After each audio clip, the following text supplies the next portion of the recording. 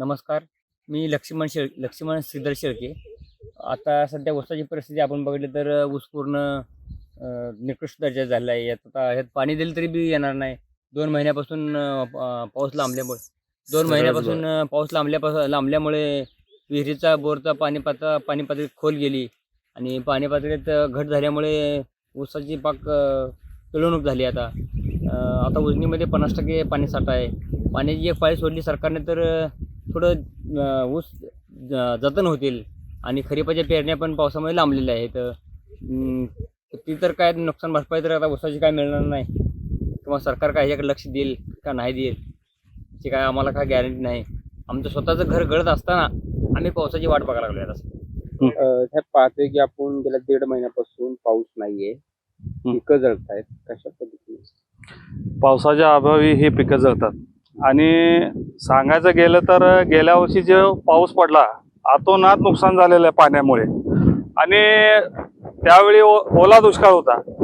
आता सध्याला असे परिस्थिती आहे की पाऊस हा 2 महिने झाला पाऊस नाही. गेल्या वर्षीचा पाऊस जे 18 मे पासून चालू झालेला आहे तो नोव्हेंबर पर्यंत पाऊस होता. त्यामध्ये शेतकऱ्याला म्हणजे पीक घ्यायचं किंवा वापसा येणार कधी हे नांगरणी वखरणी करण्याच्या जे पेरणीच्या अगोदरचे जे मशागत आहे ते करायला वेळ मिळणार नाही. आता वेळ आहे सध्याला पाऊस नाही तर शेतकऱ्याला. आणि लाईट एक सांगायची म्हणले तर रात्रीच्याला एक लाईट आहे सुरळीत 12 वाजता लाईट येते. तर आम्ही काय दिवसा आम्ही कामं करायचे आणि रात्री पण जागरण करायचे. म्हणजे आमची 24 तास ड्युटी असल्यावरच आहे. शेतकरी म्हणजे जे आहे ना तो देशाचा कणा आहे. तर हा कणा असलेला हा कणा एकदा मोडला तर देशाची काय अधोगती होईल हे सरकारला कळावं. पाहतोय की आपण पाणी आहे मात्र वीज नाही. कशा पद्धतीने शेतकऱ्यांचे इतके हाल आहेत की सांगण्यात शब्दात सांगणं इतकं सोपं नाही आहे.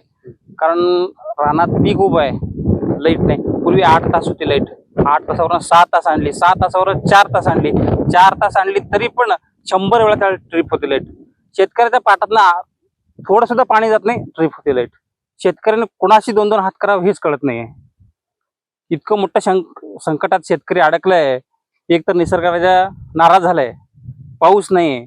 वरनं सरकारचं असं धोरण आहे की शेतकऱ्यांना वीज पुरवठा होत नाही.